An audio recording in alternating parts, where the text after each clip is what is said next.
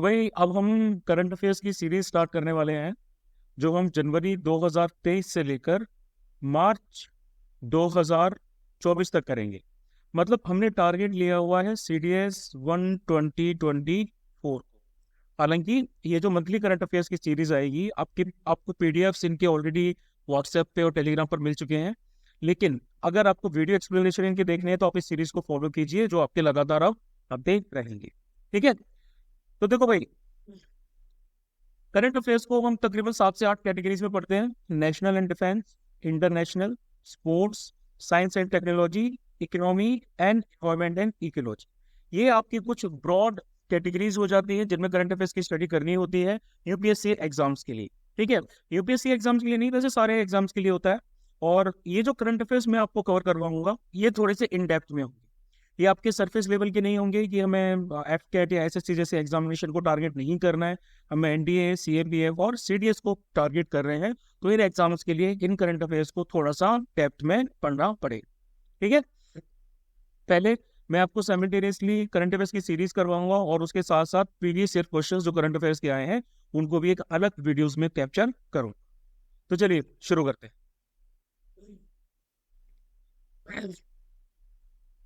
सबसे पहले हमारा आ रहा है भाई नेशनल डिफेंस, है ना। पहले इस कैटेगरी को कवर करते हैं।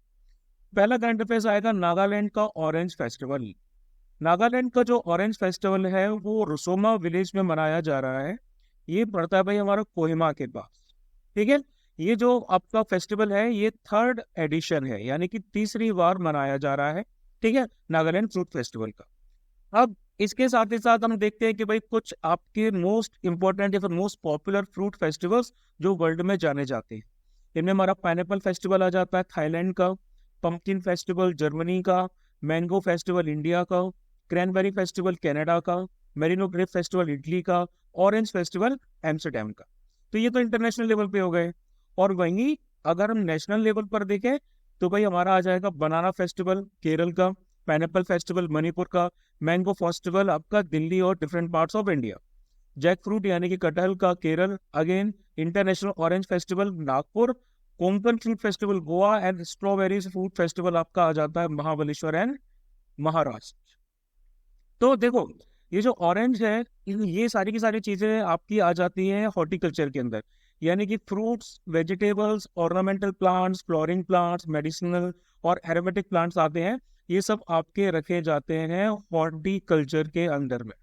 ठीक है, हॉर्टिकल्चर आपका एग्रीकल्चर का ही एक सबसेट होता है। नेक्स्ट सेकंड नंबर पर आते हैं new integrated food security scheme. तो देखो भाई, सेंट्रल गवर्नमेंट ऑफ इंडिया ने रिसेंटली क्या किया है, एक नई इंटीग्रेटेड फूड सिक्योरिटी स्कीम को लॉन्च किया है, जिससे तकरीबन 81 करोड़ बेनिफिशरीज जो होंगे उनको फ्री फूड ग्रेन्स दिए जाएंगे national food security act NFS के अंदर फॉर द ईयर 2023। कैबिनेट ने ये डिसाइड किया है कि भाई ये जो सेंट्रल सेक्टर स्कीम है, इसको one nation one price one ration का जो विजन है PM मोदी का, उसको फुलफिल करने के लिए इसको लॉन्च किया गया है। इस स्कीम के अंडर में गवर्नमेंट क्या करेगी भाई, फ्री फूड ग्रेन्स प्रोवाइड कराएगी अंत्योदय अन्न योजना हाउस होल्ड्स को plus priority house holds person को। ठीक है, 1 साल के लिए। और ये किया जाएगा तकरीबन 5.5 लाख फेयर प्राइस शॉप्स के जरिए। इन शॉप्स को हम कहते हैं राशन की दुकानें, है ना, राशन की शॉप्स कहते हैं। तो इनके जरिए ये किया जाए। नेक्स्ट, प्रधानमंत्री नेशनल अप्रेंटिस मेला PMNAM, PM नाम। तो PM नाम बेसिकली क्या है, नाम से आपको पता चल रहा है भाई अप्रेंटिसशिप की बात की जा रही है ना। तो ये यूनिक अपॉर्चुनिटी ऑफर कर रहे हैं लोकल यूथ के लिए। किसी भी जगह के जो लोकल यूथ है उनके लिए अपॉर्चुनिटी ऑफर की जा रही है कि अपने कैरियर्स को शेप कर सकते हैं अप्रेंटिस ट्रेनिंग के द्वारा, है ना। क्या होगा कि भाई एक मेला लगाया जाएगा, उसमें कुछ बिजनेस जो है वो पार्टिसिपेट करेंगे और वो पोटेंशियल अप्रेंटिस के साथ में मिल सकेंगे एक सिंगल प्लेटफॉर्म पे, और उन एप्लीकेंट्स को उसी स्पॉट पे चूज करके उनको अपॉर्चुनिटी दे सकते हैं कि भाई वो अपने लाइवलीहुड को अर्न कर सके प्लस नई स्किल्स को लर्न कर सके। तो इस तरह के आपके स्किल वाले जो मेले हैं वो लगते रहेंगे। नेक्स्ट आता है draft regulation of common effluent treatment plants rules 2022। तो भाई हमें कोई भी ड्राफ्ट रेगुलेशन आता है, कोई भी लॉ आता है, कोई भी नई चीज आती है, तो सबसे पहले हमें देखना चाहिए कि भाई मिनिस्ट्री कौन सी है। Ministry of environment, forest and climate change है ना, ये मिनिस्ट्री इसके साथ में डील कर रही है। इन्होंने कुछ ड्राफ्ट रेगुलेशंस जो है वो इशू किए, किस चीज के लिए? Common effluent treatment plants rules 2022 के लिए। ये रेगुलेशंस बेसिकली इसीलिए जारी किए गए हैं कि आप जब भी क्या बोलते हैं, आपका एफ्लुएंट निकलता है, कॉमन आपका जो वेस्ट निकलता है ना, फैक्ट्री से या जगह जगह छोटी छोटी जगहों से निकलता है, तो उनको प्रॉपरली रेगुलेट किया जा सके, है ना। जो अपस्ट्रीम डाउनस्ट्रीम का मूवमेंट होता है, उनके साथ में अलग अलग लिंकेजेस होता है, चैनल्स वगैरह का, सीवर्स वगैरह का, तो इन सबको प्रॉपरली क्या किया जा सके, इन सबको प्रॉपरली रेगुलेट किया जा सके। और इसी के लिए जो गाइडलाइंस है, वो गाइडलाइंस आपकी निकाली गई है कॉमन एफ्लुएंट ट्रीटमेंट प्लांट्स के लिए। नेक्स्ट आता है भाई प्रधानमंत्री गरीब कल्याण अन्न योजना। तो प्रधानमंत्री गरीब कल्याण अन्न योजना आपकी इंटीग्रेटेड फूड सिक्योरिटी स्कीम है, जो सेंट्रल गवर्नमेंट है जनवरी 2023 में लॉन्च की। इस स्कीम का एम क्या है? इस स्कीम का एम है कि 80 करोड़ से ज्यादा लोगों को फ्री फूड गेन्स प्रोवाइड कराना अक्रॉस द कंट्री। तो सेंट्रल गवर्नमेंट ने क्या सोचा? सेंट्रल गवर्नमेंट ने सोचा कि भाई हम क्या करेंगे, हम इस स्कीम को यानी कि PMGKAY को दो एग्जिस्टिंग फूड सब्सिडी स्कीम्स में सब्स्यूम कर लेंगे।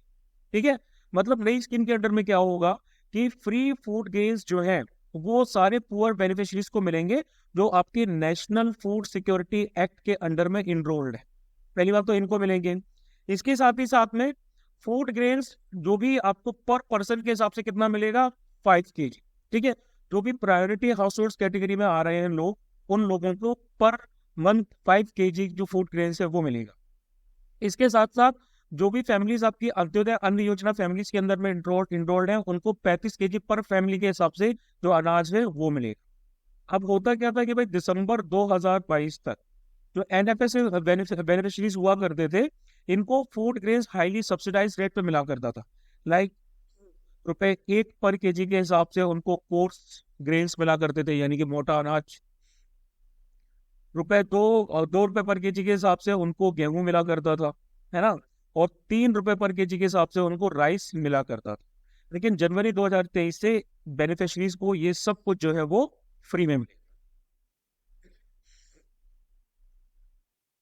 नेक्स्ट आते हैं भाई, तो यूनियन कैबिनेट जिसके चेयरमैन है प्राइम मिनिस्टर, उन्होंने ये डिसाइड किया कि भाई national centre for drinking water sanitation and quality, जो कि जोगा कोलकाता में लाई करता है, इसका नामकरण करके अब इसको नाम दे दिया जाएगा doctor Shyama Prasad Mukherjee national institute of water and sanitation. ठीक है, डॉक्टर श्यामा प्रसाद मुखर्जी के बारे में आप लोग जानते ही होंगे, ये भारतीय जनसंघ जो था उसके एक मेजर लीडर थे। ठीक है, अब ये जो इंस्टीट्यूट क्या करता है, ये इंस्टीट्यूट आपका सबसे बड़ा इंस्टीट्यूट है देश में हमारे वाटर सैनिटेशन और हाइजीन से रिलेटेड। ठीक है, रूरल और अर्बन सेक्टर्स दोनों के लिए एक नॉलेज हब का काम करता है, एक इनोवेशन हब का काम करता है।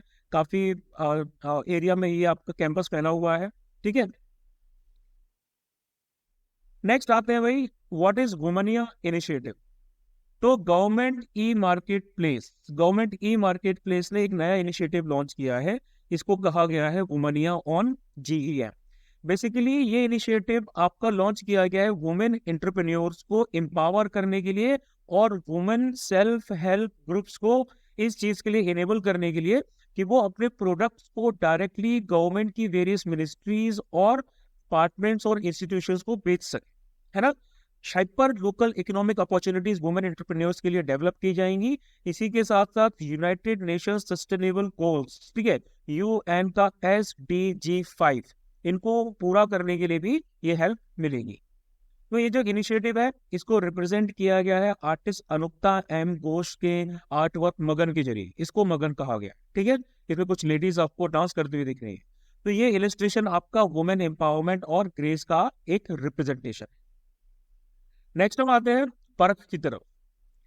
गवर्नमेंट ऑफ इंडिया ने रिसेंटली परख को लॉन्च किया है। परख मतलब performance assessment review and analysis of knowledge for holistic development, Parakh. ठीक है, तो परख को लॉन्च किया है to assess the performance of secondary and higher secondary, मतलब 10th क्लास और 12th क्लास तक के बच्चों के लिए जो उनका परफॉर्मेंस है उसको एसेस करने के लिए भाई ये आपका लॉन्च किया गया। तो देखो होता क्या है कि हमारे देश के अंदर जो अलग अलग स्टेट्स हैं वो अलग अलग डिफरेंट असेसमेंट प्रोसीजर्स को अपनाते हैं, है ना, अपने स्टूडेंट्स को एवेल्युएट करने के लिए।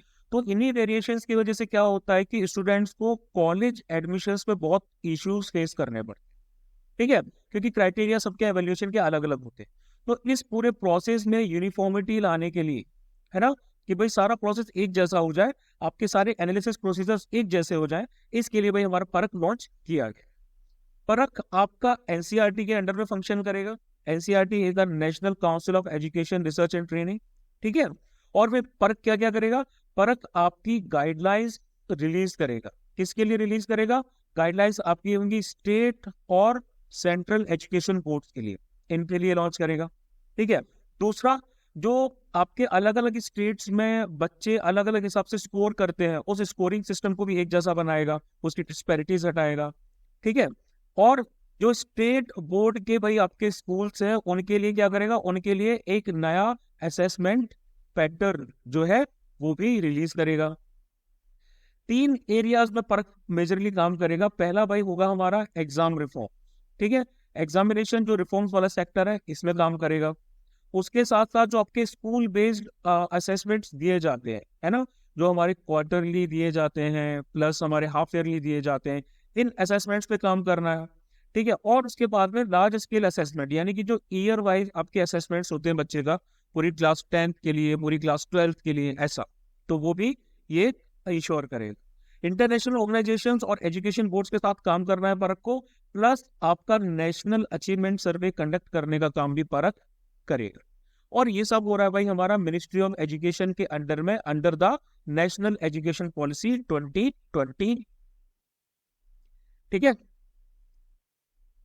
नेक्स्ट पे आते हैं भाई she feeds the world program.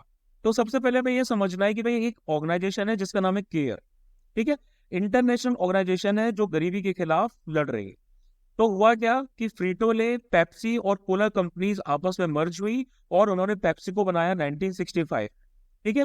तो पेप्सी को एक फूड और बेवरेज कंपनी है जिसके बहुत सारे अलग अलग प्रोडक्ट्स हैं, लाइक पेप्सी, कोला, लेज वगैरह, ये सब इनके प्रोडक्ट्स हैं। तो पेप्सिको प्लस केयर, ठीक है, ये पेप्सिको भाई हमारी हो गई, और केयर, इन दोनों ने साथ में हाथ मिलाया और इन्होंने क्या इंश्योर किया कि भाई हम she feeds the world program launch कर रहे हैं। इसलिए लॉन्च कर रहे हैं इंडिया में ये, इस प्रोग्राम को लॉन्च करने का इनका मकसद है कि भाई वुमेन जो आपकी एग्रीकल्चर सेक्टर में है, ठीक है, इनको एम्पावर करना है, ठीक है। तो स्मॉल स्केल वुमेन प्रोड्यूसर्स पर ये क्या करेंगे, फोकस करेंगे। Next, international year of millets IVM 2023। तो भाई गवर्नमेंट ऑफ इंडिया ने इंटरनेशनल ईयर ऑफ मिलेट्स 2023 को के प्रपोजल को स्पॉन्सर किया है, जिसको एक्सेप्ट किया गया है United Nations general assembly UNGA, ठीक है। मिलेट्स क्या होते हैं, मिलेट्स का भाई सीधा सा मतलब होता है कोर्स ग्रेन, यानी कि हिंदी में इनको बोलते हैं मोटा अनाज, ठीक है। स्मॉल सीडेड ग्रासेस होते हैं जिनको न्यूट्री सीरियल्स भी कहा जाता है। कॉमन टाइप के मिलेट्स जो हमें इंडिया में मिलते हैं, सोरगम यानी कि जवार, बाजरा, रागी, कुटकी, ठीक है, काकुन, चीना, सवा, कोडोन वगैरह, ये सब कॉमन टाइप के आपके जो होते हैं वो हमें मिलेट्स मिलते हैं। इनको हम अलग अलग पर्पज के लिए यूज करते हैं, खाने के लिए भी यूज करते हैं, फीडिंग के लिए भी यूज करते हैं, फॉडर यानी चारे के लिए भी यूज करते हैं, बायोफ्यूल्स में भी इनको यूज किया जाता है, ठीक है, ब्रूइंग में भी इनको यूज किया जाता है, मतलब मल्टीपल पर्पसेस होते हैं, ठीक है। तो इंडिया की प्राइवेटाइजेशन को अगर हम देखें तो अप्रैल 2018 में हमने इंडिया में इनको न्यूट्री सीरियल्स के नाम से रिब्रांड कर दिया, ठीक है। और 2018 का जो ईयर है इसको नेशनल ईयर ऑफ मिलेट्स के नाम से डिजिग्नेट भी किया था, ताकि इनका प्रमोशन और इनकी डिमांड्स को पूरी कंट्री में बढ़ाया जा सके। तो इसी स्कीम के अंडर में गवर्नमेंट ने ईयर 2023 को इंटरनेशनल ईयर ऑफ मिलेट घोषित करवाया है, ताकि ऑल ओवर द वर्ल्ड इनकी डिमांड को बढ़ाया जा सके। नेक्स्ट आता है भाई मणिपुर गान नगई फेस्टिवल। तो देखो भाई गान नगई फेस्टिवल क्या है, आपका एक मेजर इवेंट है मणिपुर के स्टेट में। ये आपका मनाया जाता है जलियारोंग कम्युनिटी के द्वारा हर बार फसल की कटाई के बाद, ठीक है। जलियारोंग जो कम्युनिटी है इसमें आपके अलग अलग ट्राइब्स आ जाते हैं, रोंगमेई, लिंगमेई और जेमे ट्राइब्स आ जाते हैं, और ये one of the most prominent tribal communities state में काउंट की जाती है। गान नगई फेस्टिवल को एक और नाम से जाना जाता है, दैट इज चक्कन गान नगई, ठीक है, इस नाम से भी इसको जाना जाता है। नेक्स्ट आता है अरुणाचल प्रदेश सियोम ब्रिज।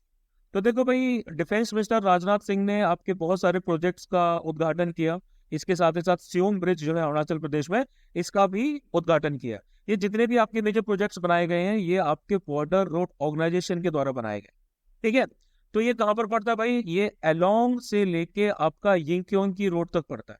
एलोंग का नाम मुझे काफी याद है, क्योंकि जब मेरे पापा इंडो चाइना बॉर्डर पे पोस्टेड थे, तो एलोंग से ही फिर ये लोग आगे की तरफ जाते थे, ठीक है। तो भाई अलोंग यिंकिंग रोड पर लोकेटेड है ये। सियोम ब्रिज क्या करेगा भाई, हमारे ट्रूप डिप्लॉयमेंट की स्पीड को ज्यादा फास्ट करेगा।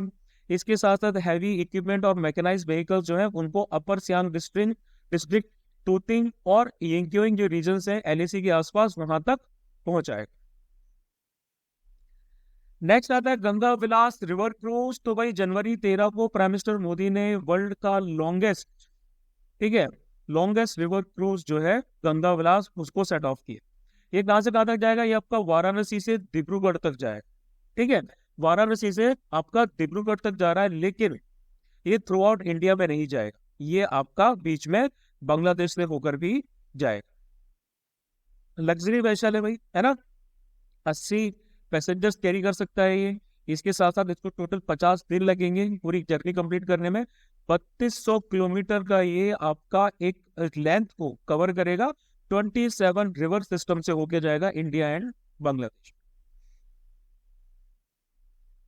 नेक्स्ट आता है भाई Varanasi cantt railway station bags eat right station certification. तो इंडियन रेलवेज ने वाराणसी कैंट रेलवे स्टेशन को एक 5 स्टार की रेटिंग दी है ईट राइट स्टेशन के अंदर, ठीक है।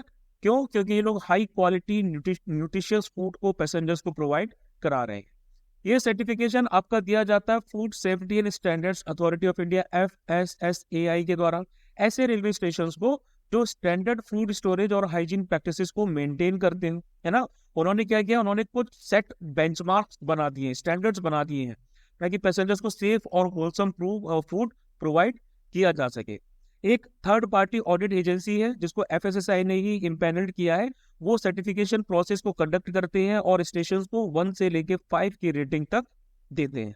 5 स्टार रेटिंग का मतलब है कि स्टेशन फुली कंप्लायंस तरीके से सेफ और हाइजेनिक फूड पैसेंजर्स को अवेलेबल करा रहा है, ठीक है। नेक्स्ट आता है world's first palm leaf manuscript museum in Kerala. तो पाम लीफ क्या होता है भाई, जो पेड़ों की पत्तियों पर प्लस जो पेड़ों की छालों पर जो पहले मैन्युस्क्रिप्ट यानी कि जो हाथ से लिखे गए हैं, है ना। तो ये पाम लीफ मैन्युस्क्रिप्ट म्यूजियम आपका तिरुवनंतपुरम में खोला गया है, ठीक है। इससे केरला की जो कल्चरल और इंटेलेक्चुअल लाइफ है उसमें काफी एनहेंसमेंट हुआ है। ये म्यूजियम अपनी तरह का पहला म्यूजियम है, इसमें आपकी 187 मैन्युस्क्रिप्ट्स हैं, काफी पुरानी, ठीक है। 187 मैन्युस्क्रिप्ट्स है। और भी बहुत सारे आर्टिफैक्ट्स हैं जो आपके पहले की जो ट्रेवनकोर का जो किंगडम है उनसे रिलेटेड है, वो भी इसमें रखे गए हैं, ठीक है। मतलब टाइम पीरियड आपका 650 AD से लेके अभी जो 19th सेंचुरी है यहां तक का कवर किया गया। सारे इंपॉर्टेंट आर्टिफैक्ट्स इस टाइम पीरियड के कवर किए गए हैं। कौन कौन से रीजन से, आपका कोची एंड मालाबार। नेक्स्ट बात करते हैं चेरचेरा फेस्टिवल ऑफ छत्तीसगढ़। तो छत्तीसगढ़ ने रिसेंटली चेरचेरा फेस्टिवल को दोदाधारी मठ इन रायपुर में मनाया, है ना। ये फेस्टिवल कब होता है, फुल मून की नाइट पे, यानी कि पूर्णिमा के दिन। पूर्णिमा के दिन भाई इस फेस्टिवल को मनाया जाता है पौष हिंदू कैलेंडर मंथ में। ये फेस्टिवल भी आपका फसल की जो कटाई होती है, हार्वेस्टिंग होती है, उससे रिलेटेड ही रहता है। नेक्स्ट आते हैं भाई Orissa wins world habitat award 2023 for Jaga mission. तो उड़ीसा को यूनाइटेड नेशंस हैबिटेट ने, है ना, रिकॉग्नाइज किया है। किस चीज में रिकॉग्नाइज किया है, कि उन्होंने स्लम जो ट्रेवलर्स होते हैं, यानी कि जो झुग्गी झोपड़ी में रहने वाले लोग हैं, उनकी लाइफ को अपग्रेड करने के लिए और उड़ीसा को एक स्लम फ्री स्टेट बनाने के लिए एक 5T इनिशिएटिव लिया है। इस 5T इनिशिएटिव को कहा जाता है कि भाई ये हमारा जगा मिशन के अंडर में है। तो जग मिशन आपका वर्ल्ड का लार्जेस्ट लैंड टिल्टिंग और स्लम अपग्रेडिंग प्रोग्राम है। इसका एम है कि भाई स्टेट में 2119 जो भी स्लम्स हैं इनकी, जिन्होंने आइडेंटिफाई की है, इनको अपग्रेड करना है। नेक्स्ट आते हैं भाई NHA initiative to grade hospitals. NHA का मतलब है नेशनल हेल्थ अथॉरिटी।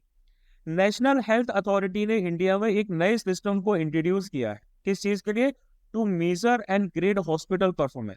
जो भी हॉस्पिटल्स आपके आयुष्मान भारत प्रधानमंत्री जन आरोग्य योजना स्कीम में इम्पैनल्ड है ना, उसके अंडर में आते हैं, उनके परफॉर्मेंस को मेजर करने के लिए और ग्रेड करने के लिए ये आपका सिस्टम आया है। गोल क्या है इनका? इनका गोल है कि भाई हॉस्पिटल की जो परफॉर्मेंस है ना, वो आपकी वॉल्यूम ऑफ सर्विसेज से हम वैल्यू पे ट्रांसफर कर सके, यानी कि कितनी आप सर्विस प्रोवाइड करा रहे हो उसके बजाय इस चीज में कि भाई वैल्यू केयर कि कैसी सर्विस आप प्रोवाइड करा रहे हो, है ना। तो ये जो नई इनिशिएटिव है आपका, ये वैल्यू बेस्ड केयर को पे ज्यादा फोकस करेगा, ठीक है। और जो पेमेंट होगा बेसिकली वो आपका इस चीज पे बेस्ड होगा कि भाई किस तरह की क्वालिटी आपने पेशेंट्स को दी है। कुछ परफॉर्मेंस इंडिकेटर्स और पब्लिक डैशबोर्ड्स भी इसमें क्रिएट किए गए हैं। जैसे कि हॉस्पिटल्स को मेजर किया जाएगा बेनिफिशियरी सेटिस्फेक्शन पे, जो भी मरीज भर्ती हुआ था उसको कितना सेटिस्फेक्शन है इलाज से। हॉस्पिटल रीएडमिशन रेट, कहीं ऐसा तो नहीं हो रहा है कि भाई मरीज को बार बार भर्ती होना पड़ रहा हो, है ना। आउट ऑफ पॉकेट एक्सपेंडिचर, बाहरी खर्चा मरीज को कितना करना पड़ रहा है। कंफर्म्ड ग्रीवियंसेस, उसकी समस्याओं का समाधान कितना हो रहा है। And improvement in patients health related quality of life, health से रिलेटेड उसकी क्वालिटी ऑफ लाइफ में कितना इंप्रूवमेंट हुआ है।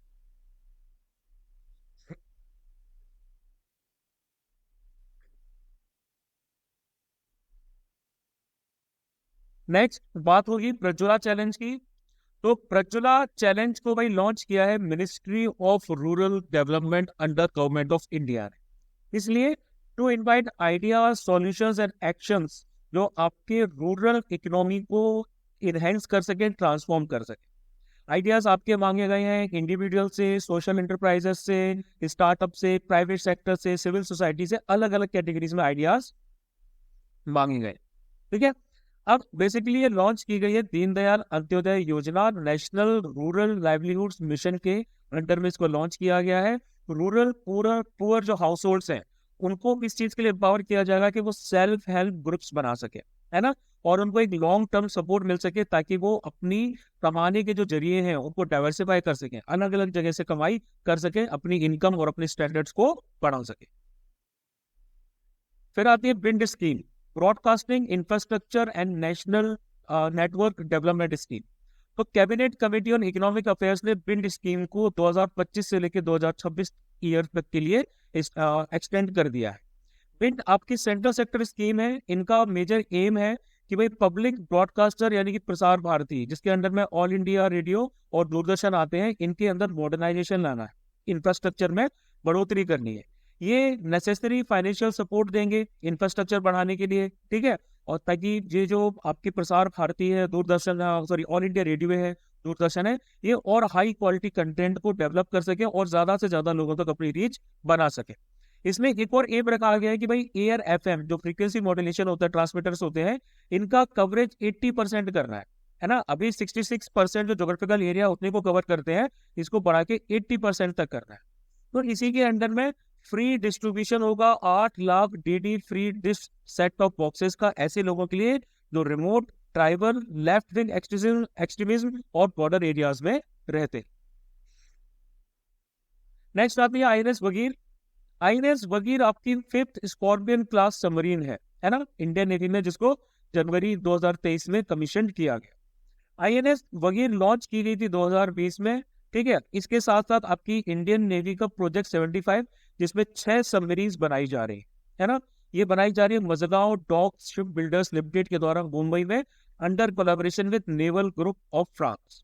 वगैर को शैंडसार्क भी कहा जाता है। ये स्टेल्थ और फियरलेसनेस आपकी रिप्रेजेंट करती है। प्रोजेक्ट 75 में आपका 6 सबमरीन्स की कंस्ट्रक्शन की बात की गई थी, जो स्कॉर्पियन डीजल इलेक्ट्रिक डिजाइन की है, ठीक है। वगीर अलग अलग तरह की मिशंस ले सकती है, like anti surface, anti submarine, intelligence gathering, mine laying, area surveillance वगैरह वगैरह। अब ये जो आपके 6 सबमरीन्स जो बनाई जा रही हैं, इसमें से 4 सबमरीन्स यानी कि कलवारी, खांडेरी, करंज और वेला, ये ऑलरेडी नेवी में डिलीवर्ड हो चुकी है और कमीशन हो चुकी है। आईएनएस बशीर जो आपकी 6th है, ये आपकी 2023 के एंड में कमीशन होगी। नेक्स्ट आते हैं पृथ्वी 2 पे। तो DRDO यानी कि defence research and development organisation ने आपका टैक्टिकल बैलिस्टिक मिसाइल पृथ्वी 2 का सक्सेसफुल टेस्ट किया। इस मिसाइल को लाइट प्रोपल्शन ट्विन इंजन्स के द्वारा पावर्ड किया गया है। इसकी रेंज है 350 किलोमीटर और ये आपके 500 से लेकर 1000 kg तक के वॉरहेड्स को कैरी भी कर सकती है। ये एक एडवांस इनर्शियल नेविगेशन सिस्टम को यूज करती है सेट टारगेट पे स्ट्राइक करने के लिए। पृथ्वी को DRDO के integrated guided missile development programme के अंडर डेवलप किया गया था, जो डॉक्टर APJ अब्दुल कलाम का बेसिक आइडिया था। इस प्रोग्राम के अंडर में फर्दर मिसाइल्स आपकी आती हैं अग्नि, त्रिशूल, आकाश एंड नाव। नेक्स्ट आता है भाई आपका हाइपरसोनिक टेक्नोलॉजी डेमोन्स्ट्रेटर व्हीकल यानी कि HSTDV। तो DRDO ने HSTDV का भी टेस्ट किया, ठीक है। ये पावर्ड है एक स्क्रैमजेट इंजन के द्वारा। HSTDV क्या करेगा, एक क्रिटिकल बिल्डिंग ब्लॉक की तरह काम करेगा हाइपरसोनिक वेपन्स के लिए। हाइपरसोनिक वेपन्स आपके वो होते हैं जो आपकी 5 मैक से ज्यादा स्पीड पे ट्रेवल करते हैं। और स्क्रैमजेट इंजन आपका जो रहता है, इसको सुपरसोनिक कंबशन रैमजेट भी कहा जाता है। ये आपका हाइपरसोनिक स्पीड्स पे वर्क करता है, ऑपरेट करता है। तो रैमजेट इंजन की तरह स्क्रैमजेट क्या करता है, एटमॉस्फेरिक एयर को ऑक्सीडाइजर के लिए यूज करता है और फिर इनकमिंग एयर को कंप्रेस कर देता है कंबशन चैम्बर में एंटर होने से पहले। फिर आती है कुछ आपकी फर्दर एक्सरसाइजेस लाइक वीर गार्डियन 2023। ये आपकी एक बायलैटरल एक्सरसाइज है जो आपकी इंडियन एयर फोर्स और जापान की सेल्फ डिफेंस फोर्स के बीच में किया गया, ठीक है, वीर गार्डियन 2023। नेक्स्ट आती है वरुणा। ये भी भाई हमारी एक बायलैटरल नेवल एक्सरसाइज, ठीक है। ये हमारी बायलैटरल नेवल एक्सरसाइज है जो इंडिया और फ्रांस के बीच में की। थर्ड आता है साइक्लोन फर्स्ट। ये फर्स्ट जॉइंट एक्सरसाइज है भाई, ठीक है। किसके बीच में? ये आपकी फर्स्ट जॉइंट एक्सरसाइज है इंडिया के स्पेशल फोर्सेस, हमारी SF प्लस इजिप्शियन आर्मी के बीच में।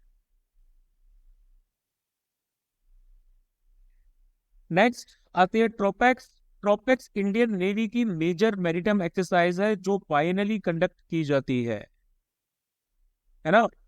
और किसके बीच में कंडक्ट की जाती है? इसमें इंडियन आर्मी भी पार्टिसिपेट करती है, इसमें इंडियन एयरफोर्स भी पार्टिसिपेट करती है, इनके साथ साथ कोस्ट गार्ड भी पार्टिसिपेट करती है। वही एमफेक्स 2023 भी आपकी बाइनल ट्राई सर्विसेज एक्सरसाइज है और यहाँ पर आपकी तीनों सर्विसेज के जॉइंट ट्रेनिंग एलिमेंट्स पार्टिसिपेट करते हैं, यानी कि इंडियन एयरफोर्स भी आती है, इंडियन नेवी भी आती है और इंडियन आर्मी भी आती है। यहाँ कोस्ट गार्ड या बाकी कोई बॉडी नहीं आती, यहाँ पर ये सिर्फ तीनों रहती। नेक्स्ट आती है तर्कश 2023। तो ये हमारा 6th एडिशन है, ठीक है। 6th एडिशन है काउंटर टेररिज्म एक्सरसाइज का, जो इंडिया की NSG यानी कि नेशनल सिक्योरिटी गार्ड और USKSOF US special operation forces के बीच में कंडक्ट की गई। नेक्स्ट आती है तोपची 2023। इंडियन आर्मी ने एनुअल एक्सरसाइज की तोपची, ठीक है। इसका फोकस क्या था? इसका फोकस था कि इंडिजिनियस कैपेबिलिटीज जो हमने डेवलप की है खासकर हॉवित्जर के मामले में, उनको शोकेस करना। अब हम नेक्स्ट आते हैं संवेद शिखर और शत्रुंजय हिल की तरफ। तो जैन कम्युनिटी झारखंड गवर्नमेंट के टूरिज्म पॉलिसी के अगेंस्ट में प्रोटेस्ट कर रही थी पिछले साल, ठीक है। झारखंड गवर्नमेंट का क्या कहना था कि भाई हम संवेद शिखर जी जो है पार्श्वनाथ हिल्स में आते हैं, उनको एक टूरिस्ट डेस्टिनेशन के तौर पे डेवलप करेंगे, है ना। और 2019 में पार्श्वनाथ हिल को आपकी union ministry of environment, forest और क्लाइमेट चेंज ने एक इको सेंसिटिव जोन जो है वो क्रिएट कर दिया था, वो मतलब घोषित कर दिया था। इको सेंसिटिव जोन है, यहाँ पर आसपास ट्राइबल्स वगैरह भी बहुत रहते हैं, तो दोनों के जो क्लैशेस हो गए। तो इसके बारे में थोड़ी हिस्ट्री देख लेते हैं। सबसे पहले संवेद शिखर जी की बात करेंगे तो इसका मतलब होता है वेनरेबल पीक, यानी कि शिखर, है ना। इसको सिद्ध क्षेत्र भी कहा जाता है, तीर्थयात्री भी कहा जाता है जैनिज्म में, और इसको किंग ऑफ पिलग्रिम्स भी कहा जाता है। झारखंड में पार्श्वनाथ हिल्स पर ये लोकेटेड है, ठीक है। 23rd जैन तीर्थंकर पार्श्वनाथ जो है उनके नाम पर इसका नाम रखा गया है। ऐसा माना जाता है कि 24 में से 20 जो जैन तीर्थंकर हैं, एक्सेप्ट भगवान ऋषभदेव, भगवान वासुपूजन, भगवान नेमिनाथ और भगवान महावीर, इनके अलावा सारे जैन तीर्थंकरों ने यहाँ पर मोक्ष की प्राप्ति की है। फिर शिखर जी जो है उनको दिगंबर और श्वेतांबर, जो आपके जैन की दो अलग अलग सेक्ट्स हैं, वो दोनों पूजा करते हैं। शिखर जी श्वेतांबर पंच तीर्थ यानी कि 5 प्रिंसिपल पिलग्रिमेज श्राइन्स का एक पार्ट है। इसमें से बाकी 4 आपकी आ जाती है अष्टपथ, गिरनार, दिलवारा टेम्पल्स माउंट आबू के, और शत्रुंजय। नेक्स्ट शत्रुंजय हिल्स की अगर हम बात करें तो ये आपका लोकेटेड है पलिटाना इन भावनगर डिस्ट्रिक्ट ऑफ गुजरात। इसको पुंडरीक गिरी भी कहा जाता है, भगवान आदिनाथ के पौत्र पुंडरीक के नाम पर। शत्रुंजय रिवर जो है वो यहीं से निकलती है, चाचई हिल्स में स्टार्ट होती है और गिर फॉरेस्ट ऑफ जूनागढ़ डिस्ट्रिक्ट में। ईस्ट फ्लोइंग रिवर है ना, और गल्फ ऑफ कैम्बे में क्या करती है, सॉरी ईस्ट फ्लोइंग रिवर क्यों होगी भाई ये, अच्छा ठीक है, ये वहां से होती है ना गुजरात से, ठीक है, ऐसे आती है गल्फ ऑफ कम्बट में निकल जाती है, ईस्ट फ्लोइंग रिवर है और गल्फ ऑफ कम्बट में ड्रेन हो जाती है। आदिनाथ और ऋषभनाथ फर्स्ट तीर्थंकर जो थे, उन्होंने इसी हिल पर अपने प्रवचन दिए थे पहले। ये जो टेम्पल्स हैं ये 11th और 12th सेंचुरी के बने।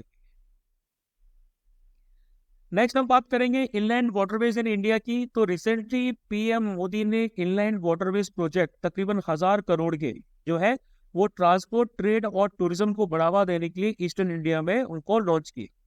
इसी के अंडर में आपका Haldia multi modal terminal West Bengal में जो है उसको इनॉग्रेट किया गया जल मार्ग विकास प्रोजेक्ट के अंडर में। जल मार्ग विकास प्रोजेक्ट जो है इसको इंप्लीमेंट किया जाएगा ministry of ports, shipping and waterways plus inland waterways authority of India with support of the world bank. ठीक है, तो ये जो आपका हल्दिया मल्टी मॉडल टर्मिनल है वेस्ट बंगाल में, ये इसकी कैपेसिटी तकरीबन कितनी होगी, इसकी कैपेसिटी है 3 million metric tonne per annum, यानी कि कितना पर एनम ये है आपका सामान ले जा सकती है। ठीक है, इसी के साथ साथ maritime skill development centre north east में गुवाहाटी में ये भी आपका इनॉग्रेट किया गया।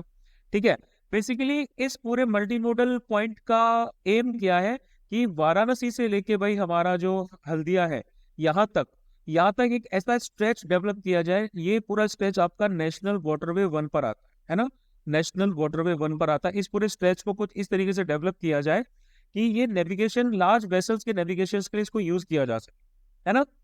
फिर हम IWAI की बात करेंगे तो ये 1986 में इस्टेब्लिश की गई थी, इनलैंड वाटरवेज शिपिंग और नेविगेशन को डेवलप करने के लिए, रेगुलेट करने के लिए। मल्टी मोडल टर्मिनल्स तो भाई आपके जल मार्ग विकास प्रोजेक्ट के अंडर में आ जाते हैं, है ना। तो हल्दिया MMT आपका इन 3 मल्टी मोडल टर्मिनल्स में से है। बाकी 2 अदर जो मल्टी मोडल टर्मिनल्स है ये साहिबगंज और वाराणसी में बनाए जा रहे हैं। ठीक है, और ये आप इस डायग्राम के थ्रू देख सकते हैं कि भाई इंडिया में कितने नेशनल वाटरवेज हैं। हालांकि ये मैंने आपको रिवर्स सिस्टम में पढ़ा दिया है जो भी हमारे लिए जरूरी है, लेकिन आप यहाँ पे रेफर कर सकते। फिर हम आते हैं all India survey on higher education AISHE 2020 और 2021। तो मिनिस्ट्री ऑफ एजुकेशन ने एक all India survey on higher education जो है 2020 और 2021 के लिए रिलीज किया। ठीक है, मिनिस्ट्री ऑफ एजुकेशन के द्वारा 2011 से इसको कंडक्ट किया जा रहा है। सारे हायर एजुकेशन इंस्टीट्यूशन जो कंट्री में है उनको क्या किया जाएगा, उनको कवर किया जाए। अलग अलग डिफरेंट एजुकेशनल पैरामीटर्स के ऊपर ये डिटेल्ड इंफॉर्मेशन को कवर करते हैं। लेकिन फर्स्ट टाइम ये जो सर्वे का जो डेटा है ये entirely online data collection platform जिसको वेब डेटा कहा जा रहा है उससे कलेक्ट किया जा रहा है ना। तो भाई इसका कैप्चर फॉर्मेट यानी कि DSF जो है इसको डेवलप किया गया है डिपार्टमेंट ऑफ हायर एजुकेशन के जरिए और plus in collaboration with national informatics centre. Next आते हैं भाई annual status of education report ASER 2022। तो भाई देखो annual status of education report ASER को लॉन्च किया गया है NGO प्रथम के द्वारा। ठीक है, ASR सबसे पहले साल 2005 में आपका कंडक्ट किया गया था। एक annual citizen led household survey है, ये समझने के लिए कि भाई रूरल इंडिया में जो बच्चे हैं वो कितने बच्चे स्कूल्स में इनरोल्ड हैं और वो वहाँ क्या सीख रहे हैं। जबकि नेशनल अचीवमेंट सर्वे जो है ये मिनिस्ट्री ऑफ एजुकेशन के द्वारा करवाया जाता है और ये एक स्ट्रक्चर्ड फीडबैक देता है कि भाई डिस्ट्रिक्ट, स्टेट और नेशनल लेवल पे, है ना, डिस्ट्रिक्ट, स्टेट और नेशनल लेवल पे बच्चे स्कूलों में क्या सीख रहे हैं। तो ASER 2022 आपका first field based basic nationwide survey है। ठीक है, 2018 से ASER 2020 जो है आपका इसमें तकरीबन 7 लाख बच्चे जो है उनको उनको देखा जाएगा। जो आपके 3 से लेकर 16 साल की उम्र के बीच में आते हैं, और इनका पूरा सर्वे किया जाएगा कि उनकी बेसिक रीडिंग और अर्थमेटिक स्किल्स किस तरह की। नेक्स्ट आता है स्मार्ट प्रोग्राम। स्मार्ट यानी कि scope for many streaming Ayurveda research in teaching professionals. ये लॉन्च किया गया है national commission for Indian system of medicine के द्वारा, ठीक है, और central council for research in Ayurvedic sciences under ministry of Ayush के द्वारा इनको लॉन्च किया गया है। इसका एम क्या रहेगा? इसका एम रहेगा कि भाई priority health care research areas में साइंटिफिक रिसर्च को बूस्ट किया जा सके, ठीक है। कौन कौन से एरियाज? लाइक एनीमिया की, आयरन की डिफिशियंसी जिसकी वजह से एनीमिया होता है, ओबेसिटी वगैरह, ये सब किया जाएगा आयुर्वेद कॉलेज और हॉस्पिटल्स के जरिए। अब अगर हम NCISM की बात करें तो भाई ये हमारी एक स्टैट्यूटरी बॉडी है ना। इसको स्टेब्लिश किया गया था एक्ट ऑफ पार्लियामेंट के द्वारा, यानी कि NCISM एक्ट 2020 लाया गया था फॉर रेगुलेटिंग मेडिकल एजुकेशन, ठीक है। ये आपका MOE के अंडर में ही आता है, यानी कि मिनिस्ट्री ऑफ आयुष के अंडर में आता है। वही अगर हम बात करते हैं central council for research in Ayurvedic science यानी कि CCRAS की, तो ये एक ऑटोनोमस बॉडी है जो MOE के अंडर में फॉर्म करती है। एपेक्स बॉडी है जो कोऑर्डिनेटिंग, फॉर्मुलेटिंग, डेवलपिंग एंड मतलब रिसर्च फर्म को प्रमोट करती है साइंटिफिक लाइंस पे, खासकर आयुर्वेदिक साइंस। फिर नेशनल एंड डिफेंस के सबसे लास्ट करंट अफेयर्स पे आते हैं। इसको कहा गया है थुल्लाल। थुल्लाल क्या है? ओटन थुल्लाल या थुल्लाल एक रिसाइट और डांस आर्ट फॉर्म है केरल का, जो अपनी ह्यूमर और सोशल सटायर के लिए जाना जाता है, व्यंग्य के लिए जाना जाता है। 18वीं सेंचुरी में इसको लेजेंडरी पोइट कुंचन नामग्याल ने इंट्रोड्यूस किया था, ठीक है। ये अपनी सिंप्लिसिटी के लिए जाना जाता है, जबकि कॉम्प्लेक्स डांस फॉर्म्स इसी एरिया में आपके दूसरे आते हैं। एक तो आता है कथकली, वो काफी कॉम्प्लेक्स होता है। दूसरा आता है कोडियट्टम, ये जो आपके हैं ये काफी कॉम्प्लेक्स है, लेकिन थुल्लाल जो है ये आपका काफी सिंप्लिसिटी के लिए जाना जाता है। तो थुल्लाल परफॉर्मर जो होता है ये एक सिंगर के द्वारा सपोर्ट किया जाता है, वो वर्सेस को रिपीट करता है। एक ऑर्केस्ट्रा भी होता है जो मृदंगम या फिर थोपी मड्डलम जो होता है और सिंबल्स की हेल्प से पूरा एक सेटअप तैयार करते हैं, है ना। ये 3 अलग अलग सेपरेट वर्जन्स में फैला हुआ है, जिसमें आपका ओटन थुल्लाल, सीतन खकन थुल्लाल और परायन थुल्लाल काउंट किए जाते हैं। चलिए नेक्स्ट आ जाते हैं। नेक्स्ट कैटेगरी है हमारी इंटरनेशनल करंट अफेयर्स, ठीक है। कुछ सिंपल से करंट अफेयर्स भी मिलेंगे आपको इसमें, वन लाइनर्स, जैसे कि क्रिस हिपकिंस जो है वो न्यूजीलैंड के नेक्स्ट प्राइम मिनिस्टर इलेक्ट किए गए। सेकंड हम आते हैं भाई Egyptian president Abdel Fattah El Sisi जो है chief guest of republic day 2023, ठीक है। तो भाई रीजन क्या रहा कि भाई हमने इजिप्शियन प्रेसिडेंट को ही चुनाया? तो देखो एक 5th India Egypt joint trade committee की मीटिंग जो है 2022 के एंड में हुई थी, ठीक है, जिसमें ट्रेड इंडिया और इजिप्ट के बीच में 75% बढ़ा, ठीक है। और 2020 और 21 के ईयर की बात करें तो इजिप्ट जो है one of the largest investment destinations of India निकलकर सामने आए। इंडिया के इन्वेस्टमेंट्स इजिप्ट में 3 बिलियन USD के करीब पाए, ठीक है। डिफेंस टाइज दोनों कंट्रीज के बीच में बढ़ते जा रहे हैं। डिफेंस मिनिस्टर राजनाथ सिंह ने 2022 में कंट्री को विजिट किया और MOUs वगैरह साइन किए, मेमोरेंडम ऑफ अंडरस्टैंडिंग।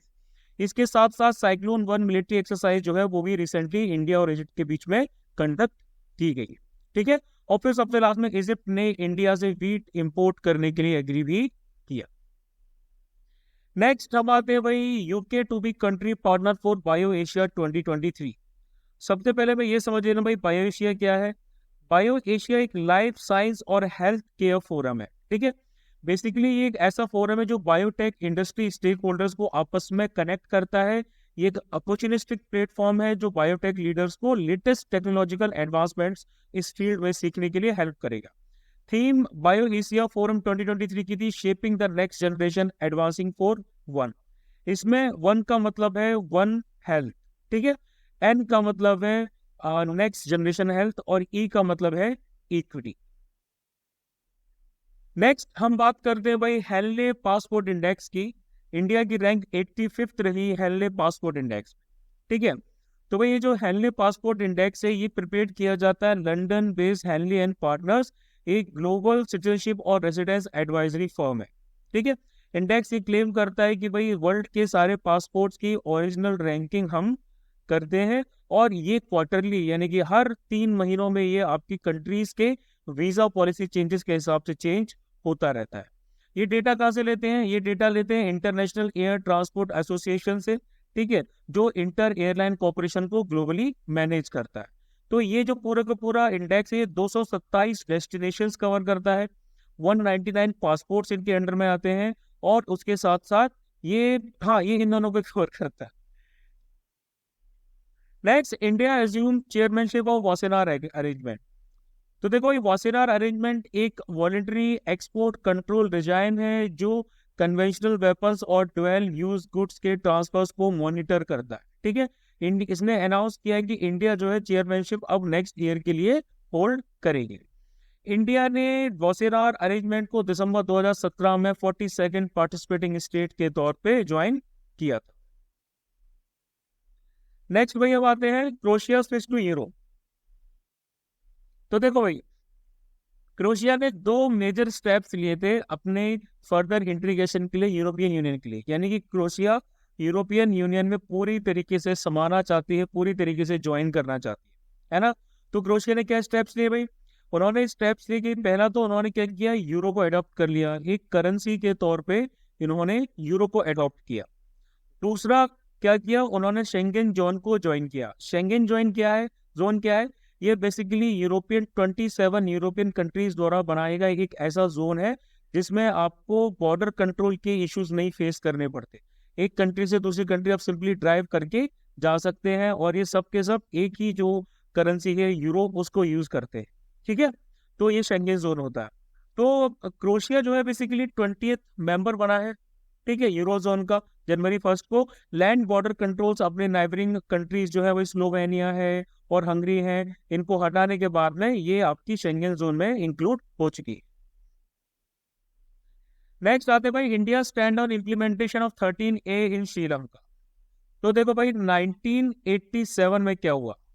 1987 में इंडिया और श्रीलंका ने एक एग्रीमेंट पे साइन किया, और और जो 13th अमेंडमेंट था श्रीलंकन कॉन्स्टिट्यूशन में, वो किया गया। इस एग्रीमेंट के हिसाब से श्रीलंकन गवर्नमेंट क्या करेगी, तमिल कम्युनिटी जो है श्रीलंका में, जो तमिल्स रह रहे हैं, उनको कुछ स्पेशल पावर्स प्रोवाइड कराएगी।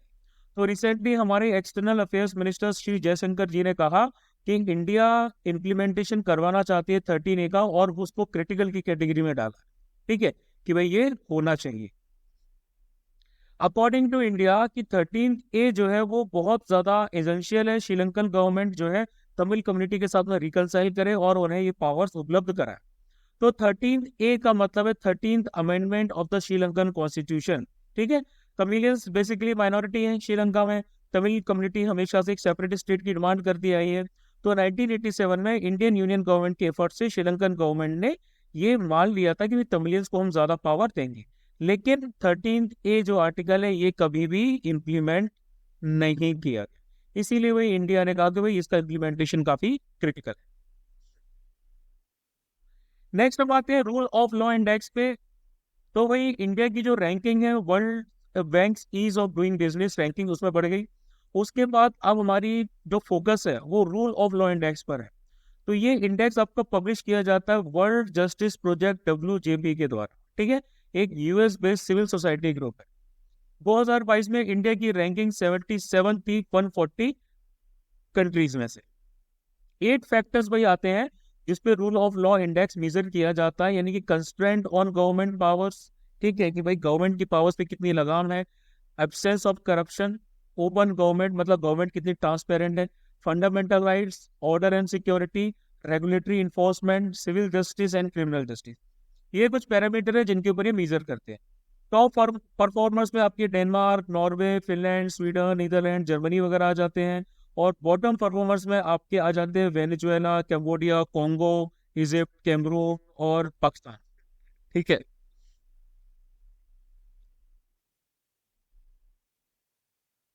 नेक्स्ट आता है भाई Asian pacific coastal union APPU. India secretary general बनेगा अप्पू का पूरे टेन्योर ऑफ 4 ईयर्स, ठीक है। अप्पू एक इंटर गवर्नमेंटल ऑर्गेनाइजेशन है, 32 मेंबर्स है एशियन पैसिफिक रीजन की इसमें, ठीक है। अप्पू का गोल क्या है भाई?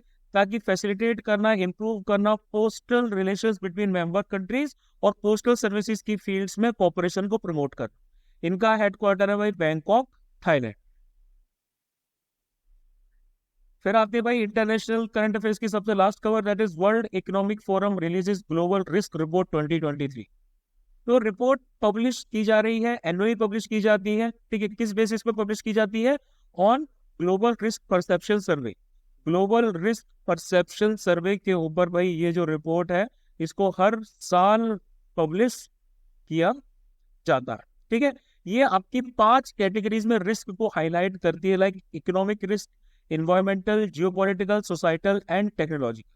तो ग्लोबल रिस्क बेसिकली क्या है? ग्लोबल रिस्क आपकी वो पॉसिबिलिटी है, मतलब possibility of occurrence of an event, किसी भी इवेंट के होने की पॉसिबिलिटी है, या फिर जिसके होने पर, है ना, अगर वो होता है, आपकी जो एक ग्लोबल जीडीपी है, पॉपुलेशन है, नेचुरल रिसोर्सेज हैं, इनके ऊपर बहुत निगेटिव इम्पैक्ट पड़ेगा। ऐसी किसी घटना को रिस्क कहा गया है। तो इंडिया के लिए टॉप 5 रिस्क कौन से हैं? Digital inequality, geopolitical contest for resources, cost of living crisis, डेब्ट crisis, natural disasters and extreme weather events over short and medium term. ये भाई इंडिया के लिए, ठीक है। तो टॉप 10 रिस्क में आपके 2 ईयर्स के रिस्क भी काउंट किए गए हैं, 10 ईयर के रिस्क भी काउंट किए गए हैं। हमें लेकिन फोकस करना है इस वाले कंट्री, ठीक। नेक्स्ट स्पोर्ट्स पर आते हैं भाई। तो स्पोर्ट्स में सानिया मिर्जा जो है वो प्रोफेशनल टेनिस से रिटायर हो रही हैं और उनकी एज 37 हो गई है। उस टाइम तो 36 थी। उन्होंने 6 ग्रैंड स्लैम डबल्स के टाइटल्स जो है वो जीते हैं। फर्स्ट इंडियन वुमेन है जिन्होंने WTA सिंगल्स के टाइटल जीते हैं हैदराबाद में 2005 में। और उनकी हाईएस्ट रैंकिंग रही है 27, वर्ल्ड हाईएस्ट रैंकिंग उनकी 27 रही है। नेक्स्ट बात करेंगे बिरसा मुंडा हॉकी स्टेडियम की। तो भाई उड़ीसा के चीफ मिनिस्टर नवीन पटनायक ने वर्ल्ड का लार्जेस्ट, है ना, world's largest dedicated hockey stadium, world का largest dedicated hockey stadium Rourkela Orissa में इनॉग्रेट किया, ठीक है। बिरसा मुंडा हॉकी स्टेडियम जो है आपका ये काफी पैसे लगा के बना हुआ है भाई, तकरीबन 260 करोड़ रुपए लगा के 15 महीनों के अंदर इसको बनाया है। और 20,000 स्पेक्टेटर्स जो है वो भाई इसके अंदर में मैच देख सकते हैं, ठीक है। किस लिए बनाया इसको? ये men's FIH hockey world cup को होस्ट करेगा, ठीक है, जो 13 जनवरी 2023 से स्टार्ट होना है, हो चुका है मतलब, ठीक है। नेक्स्ट आते हैं भाई स्पोर्ट्स पे। 122 फुट टॉल पोलो प्लेयर स्टैचू अनवील्ड इन मणिपुर।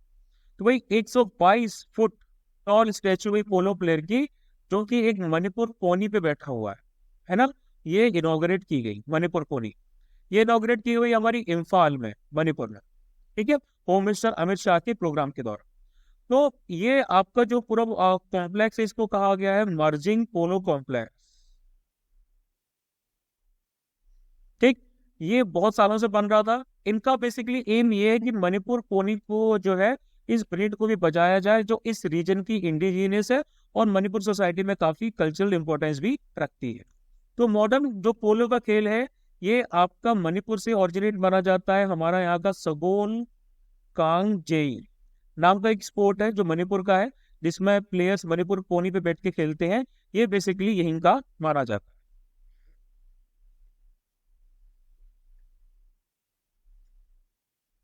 नेक्स्ट हम आते हैं भाई taxa, BCCI new selection criteria for Indian players. तो भाई टेक्सा क्या भाई? टेक्सा आपका एक बॉन्ड डेंसिटी टेस्ट है, ठीक है। ये बेसिकली आपका एक एक्सरे टेक्नोलॉजी है जो बॉन्ड स्ट्रेंथ को मेजर करेगा, ठीक है। ये आइडेंटिफाई करेगा कि कोई भी पर्सन है वो अपनी हड्डियां तोड़ने में उसका कितना रिस्क है, मतलब कि कोई भी प्लेयर है उस पर कितना रिस्क है अपनी हड्डियों को टूटने का या ब्रेक होने का, है ना। तो बेसिकली ये डिटरमाइन किया जाएगा कि भाई खेल के दौरान किसी भी प्लेयर को कितनी इंजरी हो सकती है। टेक्सा क्या करता है? बॉडी कंपोजिशन को मेजर करता है और बॉडी फैट और मसल मास को भी नापता है, ठीक है। तो टेक्सा को फुल फॉर्म है ड्वेल एनर्जी एक्सरे एब्जॉर्प्टियोमेरी मेथड होता है determining bone mineral density using spectral imaging, ठीक है। नेक्स्ट हम आते हैं साइंस एंड टेक्नोलॉजी पे भाई। तो साइंस एंड टेक्नोलॉजी में आ गया है कि Garuda aerospace and union bank collaborate to boost agriculture with drones. तो गरुड़ा एयरस्पेस जो है उसने यूनियन बैंक ऑफ इंडिया के साथ में पार्टनर किया है और 150 गरुड़ा एग्री किसान ड्रोन्स जो है वो किसान पुष्पक स्कीम के अंडर में लोन में लिए जा सकते हैं। ये जो ड्रोन्स हैं ये फार्मर्स को उनके लैंड रिकॉर्ड्स को डिजिटाइज करने में हेल्प करेंगे, ठीक है। क्रॉप प्रोडक्शन के लिए फर्टिलाइजर्स को स्प्रे करने में हेल्प करेंगे, प्लस केमिकल्स, पेस्टिसाइड्स, ये सब वो ड्रोन्स की हेल्प से स्प्रे कर सकते हैं। फिर आता है sky hawk, India first 5G enabled drone. तो वही एक स्टार्टअप फर्म आईजी ड्रोन है, यो Veer Surendra Sai university of technology campus Orissa से स्टार्ट हुई। उन्होंने एक 5G इनेबल्ड ड्रोन को डेवलप किया जो वर्टिकल टेक ऑफ और लैंडिंग कर सकता है, ठीक है।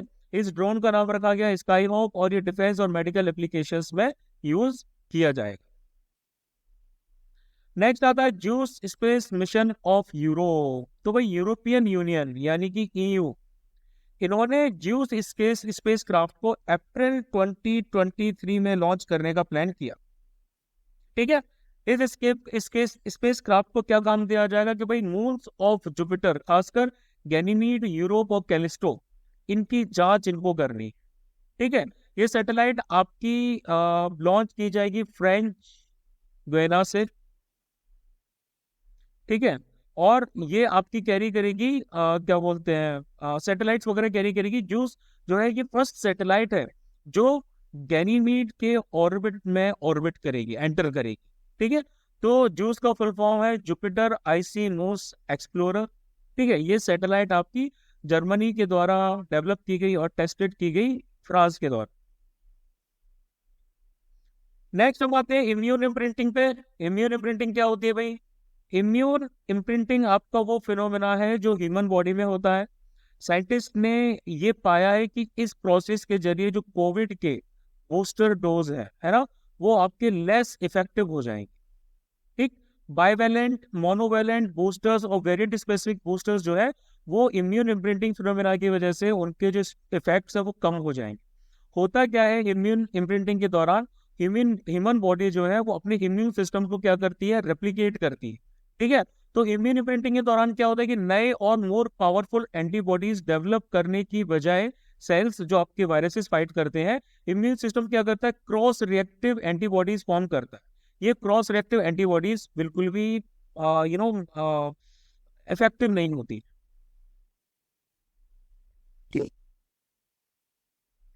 नेक्स्ट आते हैं भाई सर्वावैक, ठीक है। सर्वाइकल कैंसर वैक्सीन है ये आपका। देखो सबसे पहले ये लॉन्च की गई है सीरम इंस्टीट्यूट ऑफ इंडिया के द्वारा, ठीक है। तो बेसिकली ये जो वैक्सीन है ये सर्वाइकल कैंसर के ट्रीटमेंट के लिए बनाई गई है, ठीक। सबसे पहले आपको ये जानना होगा भाई सर्विक्स जो होता है हमारा, ठीक है, ये यूटेरस के लोअर पार्ट में होता है, ठीक है।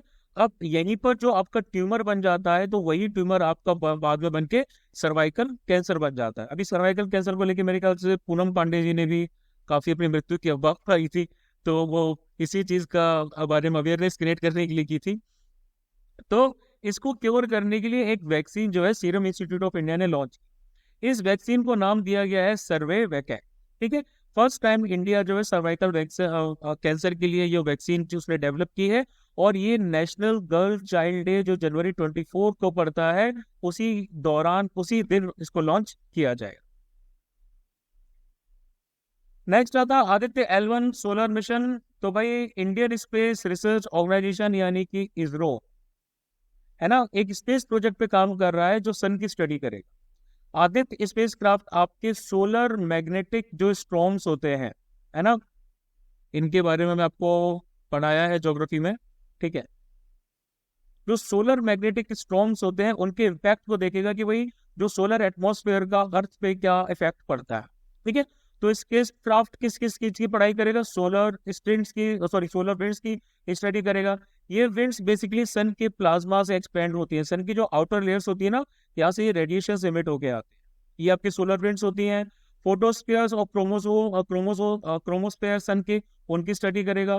कोरोना ऑफ द सन की स्टडी करेगा और एनर्जेटिक पार्टिकल्स ऑफ द सन की स्टडी करने का काम आदित्य L1 सोलर मिशन का है। नेक्स्ट हम आते हैं समुद्रयान मिशन पे। तो भाई union ministry of earth sciences, ठीक है, उन्होंने समुद्रयान मिशन की अभी रिसेंटली डिटेल शेयर की। समुद्रयान मिशन जो है ये सेल्फ प्रोपेल्ड मैन सबमर्सिबल, जिसको नाम दिया गया मत्स्य 6000, ठीक है, 3 ह्यूमन बींग्स को तकरीबन 6000 मीटर की डेप्थ तक कैरी करके ले जाएगा डीप ओशन एक्सप्लोरेशन के लिए, ठीक है। इसको डेवलप किया जा रहा है national institute of ocean technology, ठीक है, चेन्नई। ये इनको क्या कर रहे हैं, ये इनको डेवलप कर रहे हैं और इसको बेसिकली डीप ओशन मिशंस के लिए डेवलप किया जा रहा है। नेक्स्ट हम बात करेंगे इकोनॉमिक करंट अफेयर्स की। इकोनॉमिक करंट अफेयर्स में सबसे पहले आता है इकोनॉमिक सर्वे 2023। तो वही फाइनेंस मिनिस्टर निर्मला सीतारमन जी जो है, उन्होंने देश का annual pre budget economic survey जो है वो पार्लियामेंट में 31 जनवरी 2023 को प्रेजेंट किया।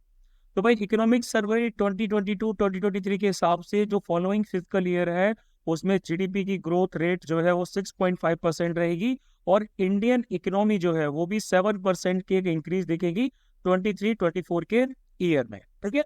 तो ये जो ग्रोथ है, ये ग्रोथ के हिसाब से इंडिया अब वर्ल्ड की 5th लार्जेस्ट इकोनॉमी बन जाएगी,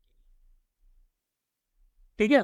तो भाई इसके साथ साथ इकोनॉमिक सर्वे क्या होता है, बेसिकली इकोनॉमिक सर्वे में आपका एक एनुअल रिपोर्ट होती है, ठीक है, मिनिस्ट्री ऑफ फाइनेंस की, गवर्नमेंट ऑफ इंडिया की। हर साल department of economic affairs, ministry of finance क्या करते हैं कि सर्वे को पार्लियामेंट में यूनियन बजट को प्रेजेंट करने से पहले रखा जाता है, ठीक है। ये जो बजट होता है ये किसकी गाइडेंस में होता है, ये सर्वे आपका प्रिपेयर किया जाता है economics division of the department of economic affairs under the guidance of chief economic adviser यानी कि सीईए। करंट सीईए इंडिया के डॉक्टर वी अनंत नागेश्वरन है। पहला इकोनॉमिक सर्वे इंडिया का फाइनेंस मिनिस्ट्री ने 1950-51 में प्रिपेयर किया था। उस टाइम पे इस सर्वे को यूनियन बजट के साथ प्रेजेंट किया जाता था, लेकिन बाद में 1964 में इसे बजट से डीलिंग कर दिया गया और उसके बाद बजट से थोड़ा पहले ही इसको इशू किया जाने लगा। नेक्स्ट आते हैं भाई 6 years of Bharat interface for money. तो भाई भीम आप सभी जानते हैं भाई, है ना। तो भीम एक मोबाइल पेमेंट ऐप है जिसको एनपीसीआई यानी कि national payment corporation of India ने डेवलप किया है। ये आपका यूनिफाइड पेमेंट्स इंटरफेस यानी कि यूपीआई पे बेस्ड है, जिससे इलेक्ट्रॉनिक पेमेंट डायरेक्टली अब बैंक के थ्रू कर सकते हैं। तो ये ऐप लगभग सारे मोबाइल डिवाइसेस पे यूज की जा सकती है, स्मार्टफोन्स पे, फीचर फोन्स पे, और कई जगह इसको हम विदाउट एंड इंटरनेट कनेक्शन भी यूज कर सकते हैं, ठीक है। तो एनपीसीआई के हिसाब से जो डेटा मिला है, तो जो यूपीआई ट्रांजेक्शन्स की वैल्यू है वो नवंबर 21 को उसने तकरीबन 11 लाख करोड़ क्रॉस किया, ठीक है। तकरीबन 7.3 बिलियन ट्रांजेक्शन्स उससे किए गए। नेक्स्ट हम आते हैं भाई Kerala becomes for countries first fully digital banking state. तो भाई केरल पहला स्टेट बन गया है इंडिया का जिन्होंने डिजिटल बैंकिंग को सारे एलिजिबल अकाउंट्स में इशू किया है, इनेबल किया है। तो स्टेट लेवल बैंकर्स कमेटी यानी कि SLBC के हिसाब से अब स्टेट जो है केरल जो है उनका एटलीस्ट एक प्रोडक्ट जो है 3.6 करोड़ अकाउंट्स के अंदर इनेबल्ड है डिजिटली, ठीक है। तकरीबन 4 करोड़ के तकरीबन अकाउंट्स हैं, उनमें उनका एक डिजिटल प्रोडक्ट जो है वो इनेबल्ड किया गया है। तो स्टेट गवर्नमेंट जो है उन्होंने इस मूव को expanding and deepening of digital payment ecosystem जो आरबीआई की स्कीम है उसके अंडर में इम्प्लीमेंट किया है। इससे पहले केरल में 2021 में त्रिशूर जो है वो फर्स्ट डिस्ट्रिक्ट बना था केरल का to implement digital banking under the scheme. तो केरल गवर्नमेंट आपकी केरल फाइबर ऑप्टिक नेटवर्क जिसको केफॉन कहा जाता है इस पे भी काम कर रही है, जिससे कॉस्ट इफेक्टिव इंटरनेट पूरी पब्लिक को एक्सेस दिया जा सके। नेक्स्ट हम आते हैं भाई BharatPe gets nod for e payment aggregator licence. तो एक फिनटेक यूनिकॉर्न जिसका नाम है भारत पे, है ना, इन्होंने रिसेंटली अनाउंस किया है कि उनको इन प्रिंसिपल अप्रूवल जो है रिजर्व बैंक ऑफ इंडिया से मिल गया है एक पेमेंट एग्रीगेटर के तौर पे फंक्शन करने का, ठीक है। ये अप्रूवल बेसिकली कंपनी की होली ओन सब्सिडरी जो है रिजिलेंट इनोवेशंस प्राइवेट लिमिटेड उनको दिया गया है। तो ये पेमेंट एग्रीगेटर्स क्या होते हैं, तो पेमेंट एग्रीगेटर्स आपकी वो एंटिटीज होती है जो फैसिलिट ई कॉमर्स साइट्स को और मर्चेंट्स को अलग अलग वेरियस पेमेंट इंस्ट्रूमेंट से कस्टमर से पेमेंट लेने के लिए फैसिलिटेट करती है। ठीक है, ये बेसिकली ऐसा नहीं कहती कि भाई मर्चेंट्स को एक अलग सेपरेट पेमेंट इंटीग्रेशन सिस्टम खुद का बनाना पड़ेगा, नहीं, वो इसी प्लेटफॉर्म पे काम कर सकते हैं। नेक्स्ट आता है डेवोस 2023 वर्ल्ड इकोनॉमिक फोरम। तो भाई 53rd एडिशन हुआ है भाई हमारा वर्ल्ड इकोनॉमिक फोरम का। ठीक है, डेवोस यानी कि स्विट्जरलैंड में। इस ईयर की थीम क्या है? इस ईयर की थीम है कोऑपरेशन इन अ फ्रैगमेंटेड वर्ल्ड। ठीक है, तो भाई ये इस साल की WEF की हमारी थीम है। नेक्स्ट आते हैं भाई डोमेस्टिक सिस्टमेटिकली इंपॉर्टेंट बैंक्स यानी कि डेसिप्स। तो भाई SBI, ICICI बैंक और HDFC बैंक जो है वो domestic systematically important banks continue रहेंगे। डेसिप्स आपके बेसिकली वो इंटरकनेक्टेड एंटिटीज हैं जिनके फेलियर होने पे पूरा फाइनेंशियल सिस्टम आपका गिर सकता है, इंस्टेबिलिटी क्रिएट हो सकती है। मतलब इनको टू बिग टू फेल वाली कैटेगरी में रखा जाता है। ठीक है, डेसिप्स अपने साइज के बेसिस पे, इंटरकनेक्टेड के बेसिस पे, lack of readily available substitutes और फाइनेंशियल इंस्टीट्यूशन इंफ्रास्ट्रक्चर और कॉम्प्लेक्सिटी के बेसिस पे डिजिग्नेट किए जाते हैं। अगर किसी भी बैंक को डीसिप लिस्टेड होना है तो तकरीबन नेशनल GDP का 2% उनके पास में एसेट्स होने चाहिए। फिर आते हैं world employment and social outlook trends 2023 report. ये एक annual report international labour organisation के द्वारा जारी की जाती है, जिसमें लेबर मार्केट प्रोजेक्शंस किए जाते हैं 2023 के लिए, 2024 के लिए, और लेबर प्रोडक्टिविटी ग्रोथ के बारे में डेफिनेशंस एंड डेटा दिया जाता है। तो ग्लोबल एम्प्लॉयमेंट जो है वो आपका 2023 में बस 1% से बढ़ेगा और ग्लोबल अनएम्प्लॉयमेंट रेट जो है वो तकरीबन 5.8% रहेगी। लेबर फोर्स पार्टिसिपेशन की बात करें वुमेन की, तो वो भाई 47.4% के 2022 में और 72% है भाई मैन की। अफ्रीका और अरब स्टेट्स हैं उनमें एम्प्लॉयमेंट ग्रोथ देखने को मिलेगी तकरीबन 3% या उससे थोड़ा ज्यादा 2023 में, और उनकी अनएम्प्लॉयमेंट रेट जो है वो कम होगी। ILO बेसिकली एक स्पेशलाइज एजेंसी है यूनाइटेड नेशंस की, जिसका हेडक्वार्टर जेनेवा स्विट्जरलैंड में है। 1919 में इसको ट्रीटी ऑफ वर्साइल्स के अंडर में क्रिएट किया गया था। नोबेल पीस प्राइज 1969 इसको अवार्ड किया गया था सोशल जस्टिस नेशंस में फैलाने के लिए। दूसरा, ILO भाई और भी बहुत सारी रिपोर्ट्स पब्लिश करती है, like global wage report and world social protection report. Next हम बात करते हैं T+1 सेटलमेंट की। तो देखो भाई, चाइना के बाद इंडिया जो है वो सेकंड कंट्री बन गई है जिसने वो ट्रेड+1 सेटलमेंट साइकिल अपनी टॉप लिस्टेड सिक्योरिटीज में इशू की है। अंडर T+1 क्या होता है कि ट्रेड रिलेटेड सेटलमेंट्स जो होते हैं वो एक दिन के अंदर ही किए जाने चाहिए, यानी कि 24 घंटे के अंदर आपका ट्रांजेक्शन कंप्लीट हुआ और वो सेटलमेंट आपका 24 घंटे के अंदर ही होना चाहिए। बेनिफिट्स क्या होते हैं भाई? Better liquidity with investors, faster rolling of funds and stocks, decreases unsettled trade exposure to clearing corporation of 50%, and reduce capital block to cover risk of trades, etc. Moving on to environment and ecology, सबसे पहले आता है भाई Assam achieves zero poaching of endangered rhinos। तो भाई तकरीबन 45 सालों में पहली बार असम जो है उन्होंने जीरो पोचिंग यानी कि बिल्कुल जीरो शिकार हुआ है हमारा राइनोसोरस का। ठीक है, इंडेंजर्ड की कैटेगरीज में आते हैं राइनोसोरस, है ना। तो 2022 के रिस्पेक्ट में देखा जाए तो अभी तक कोई भी शिकार इनका नहीं हुआ। इस सब में तकरीबन 2900 राइनोसोरस हैं, तो लार्जेस्ट हैबिटेट है इस वनरेबल स्पीसीज का। और state of the rhinos report 2022 के हिसाब से total population one horn rhinos की जो सिर्फ इंडिया, नेपाल और भूटान में पाई जाती है वो है total 4000 next, silent valley bird सर्वे की बात करेंगे तो एक रिसेंट बर्ड सर्वे जो है वो साइलेंट वैली नेशनल पार्क में कंडक्ट किया गया। ये केरल में लाई करता है ना, केरल में भाई हमारा साइलेंट वैली नेशनल पार्क लाई करता है। इसमें इन्होंने तकरीबन 175 स्पीसीज को आइडेंटिफाई किया, जिसमें से 17 जो है वो नई रिकॉर्ड की गई। इस सर्वे के दौरान बहुत सारी स्पीसीज जो है स्पॉट की गई, लाइक आपकी ब्राउन वुड होल, ठीक है, पेंडेड बे कुकू और मालाबार वुड श्राइक। तो नंबर ऑफ आइडेंटिफाइड स्पीसीज जो है वो 2006 में 139 हुआ करती थी, अब 2014 में वो 142 हो गई।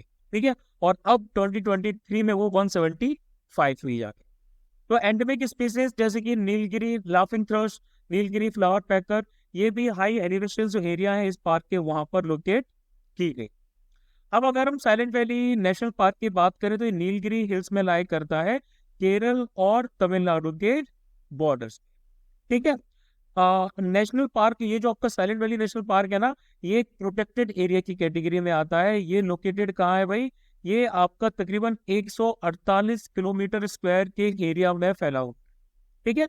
ये नीलगिरी बायोस्फीयर रिजर्व के अंदर में आता है। इसके अंदर करीमपोहा वाइल्ड लाइफ सेंचुरी भी आती है, न्यू अम्बरमबलम रिजर्व फॉरेस्ट भी आता है, नेत्युम कैम रेन फॉरेस्ट और नीलंबर तालुक मलपुरम डिस्ट्रिक्ट भी आता है।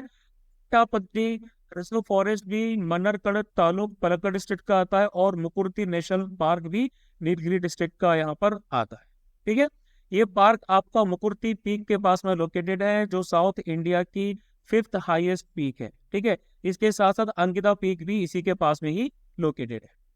अवानी रिवर, ये कावेरी रिवर की ट्रिब्यूटरी है, कुंतीपुहा रिवर और ये भरतपुहा रिवर की ट्रिब्यूटरी है। दोनों का ओरिजिन आपका साइलेंट वैली नेशनल पार्क के आसपास ही है। कदालुंदी रिवर जो है उसका ओरिजिन भी साइलेंट वैली नेशनल पार्क में ही है। नेक्स्ट आगे बढ़ेंगे जोशीमठ के बारे में भाई। तो Joshimath as a sinking zone, तो देखो प्राइमरी कॉज जो लैंड सब्सिस्टेंस का जोशीमठ में बताया जा रहा है, वो बताया जा रहा है नेशनल थर्मल पावर कॉर्पोरेशन का Tapovan Vishnugarh hydro power project. ठीक है, ये बताया जा रहा है। तो भाई क्लाइमेट चेंज भी एक कंट्रीब्यूटिंग फैक्टर है वैसे तो इसमें। तो कई सारे क्लाइमेट साइंटिस्ट हैं, लाइक एक हैं अंजन प्रकाश, उन्होंने एक रिपोर्ट जारी की है, inter governmental panel on climate change, sorry उन्होंने उस रिपोर्ट को कोट किया है। ठीक है।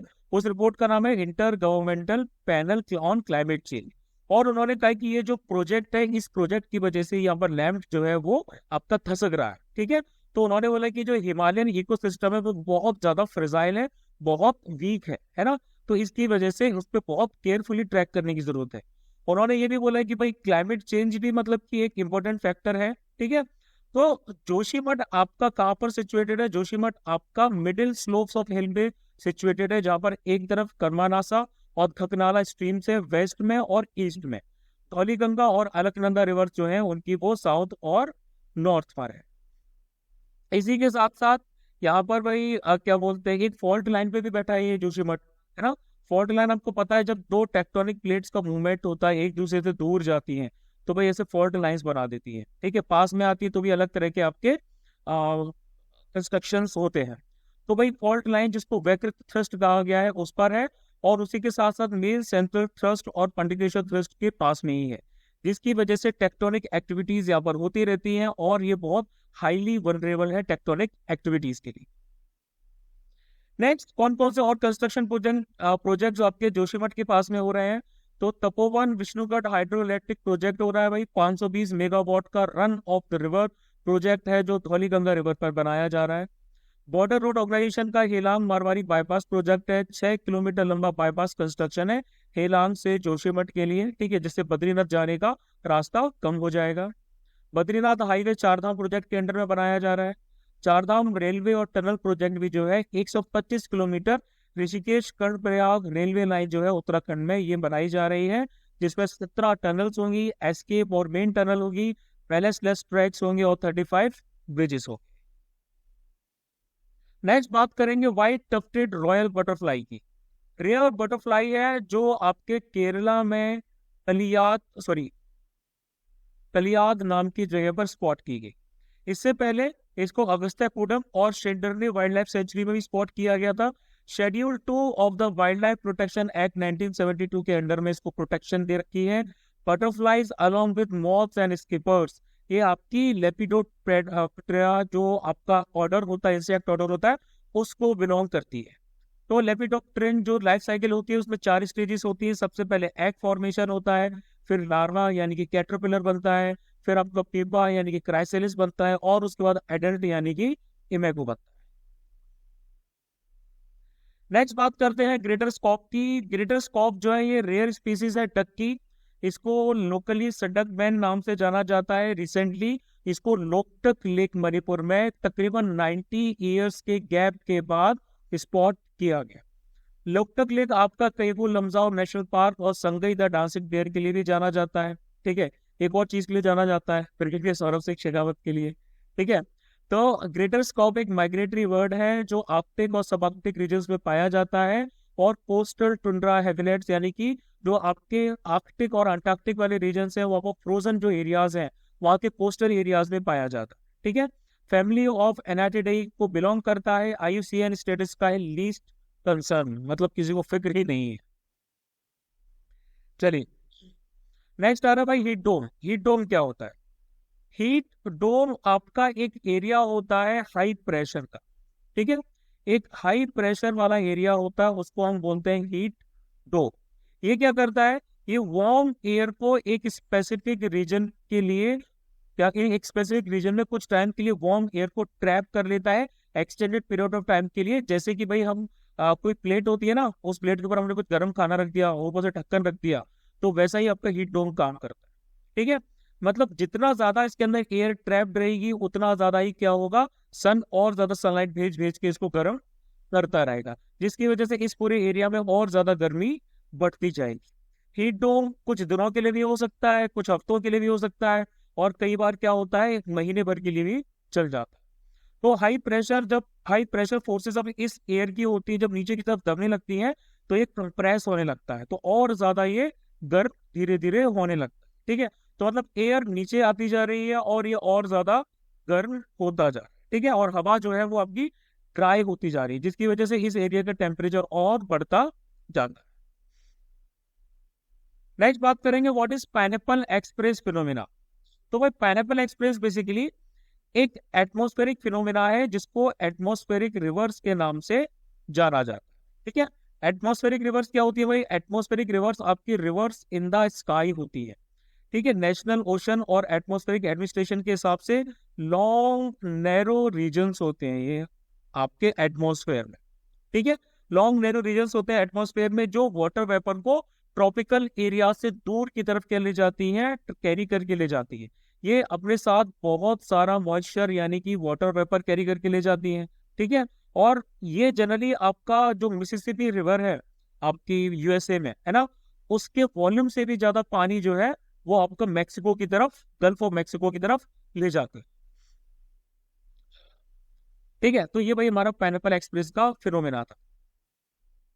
नेक्स्ट हम बात करते हैं wild life protection amendment act 2022 के बारे में। तो भाई recently wild life protection amendment act 2022 जो है वो इनेक्ट किया गया, और वाइल्ड लाइफ प्रोटेक्शन एक्ट 1972 को अमेंड किया गया ताकि और ज्यादा स्पीसीज को इस लॉ की प्रोटेक्शन में डाला जा सके। प्रोटेक्शन ऑफ वाइल्ड लाइफ और एनिमल जो है ये आपका कंकरेंट लिस्ट के अंडर में आता है। अगर हम WLPA 1972 की बात करें तो वो क्या करता था, वो स्टेट को इस चीज के लिए एम्पावर करता था कि वो एरियाज को डिक्लेयर्ड एरियाज एरियाज को प्रोटेक्टेड एरियाज डिक्लेयर कर सके 4 कैटेगरीज के अंडर में: national parks, wild life sanctuaries, community reserves and conservation reserves. वो इंपॉर्टेंट बॉडीज जो है भाई वो इस एक्ट के अंडर में स्टेब्लिश की गई, like national board for wild life, national tiger conservation authority और सेंट्रल जू अथॉरिटी। तो इस एक्ट ने बेसिकली क्या किया है, इस एक्ट ने 6 शेड्यूल्स क्रिएट किए हैं। ठीक है, for specially protected plants, specially protected animals, vermin species के लिए। तो ये आपकी फ्लोरा एंड फौना को अलग अलग तरह की प्रोटेक्शन देने के लिए जाने जाते हैं। ठीक है, अब अगर हम 2022 के एक्ट की बात करें तो ये एक्ट क्या करना चाह रहा है, ये एक्ट कंजर्व करना चाह रहा है, प्रोटेक्ट करना चाह रहा है वाइल्ड लाइफ को through better management of protected areas and implement the convention और international trade in endangered species of wild flora and fauna and flora. ठीक है, मतलब जो आपका साइट्स है, साइट्स को और बेटर तरीके से एप्लीकेबल करने के लिए इसका जोर है। शायद आपका नया कन्वेंशन है साइट्स है ना, ये इंटरनेशनली वर्क करता है, तो उसको भी हमारा साथ में लेके चलना है, तो इसीलिए वही हमारा WLPA जो है अमेंड किया गया। नेक्स्ट आपका भाई सेम इनिशिएटिव यानी कि सस्टेनेबल एक्वाकल्चर इन मैंग्रोव इकोसिस्टम इनिशिएटिव। वो ये जो नया इनिशिएटिव है सस्टेनेबल श्रिम्प कल्टीवेशन का, ये मैंग्रोव रिस्टोरेशन के लिए बनाया गया। मतलब सेम एक कम्युनिटी बेस्ड पायलट प्रोजेक्ट है जो वेस्ट बंगाल में किया जा रहा है, जिसके अंडर में फार्मर्स क्या कर सकेंगे, मैंग्रोव ट्रीज जो है वो श्रिम्प पॉन्ड्स के आसपास लगा सकेंगे। श्रिम्प यानी कि जो झींगा होता है, ये एक आपका सी फूड होता है जनरली, इसको कोस्टल एरियाज में कंज्यूम किया जाता है। तो जनरली मैंग्रोव फॉरेस्ट जो होते हैं उनको साफ कर दिया जाता है। अगर किसी भी एरिया में आपके श्रिम्प के तालाब आपको बनाने हैं तो मैंग्रोव फॉरेस्ट को क्लियर कर दिया जाता है। ठीक है, तो बेसिकली अब ये किया जा रहा है कि नेचर इन्वायरमेंट और wild life society news, global nature fund और बाकी सोसाइटीज के अंडर में इस चीज को रिस्टोर किया जा रहा है। मतलब मैंग्रोव्स को अब नहीं काटा जाए। ठीक है, मैंग्रोव्स आपके ट्रीज होते हैं, श्रब्स होते हैं जो कोस्टल जोन्स में पाए जाते हैं, जहां पर टाइड्स आती जाती रहती है। ये बेसिकली क्या करते हैं, जब आपका कोस्टल एरियाज में समुद्र का लेवल बढ़ता है, पानी का लेवल बढ़ता है ना, स्ट्रॉन्ग सर्ज वगैरह आते हैं, तो उस केस में ये पानी को अंदर आने से रोकते हैं, एक बैरियर का काम आपके मैंग्रोव्स करते हैं।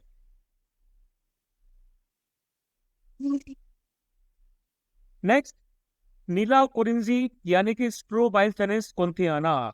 तो एक मिनिस्ट्री ऑफ इन्वायरमेंट, फॉरेस्ट और क्लाइमेट चेंज ने नीला कुरिंजी को schedule 3 of wild life protection act 1972 में डाला है, मतलब list of protected plants.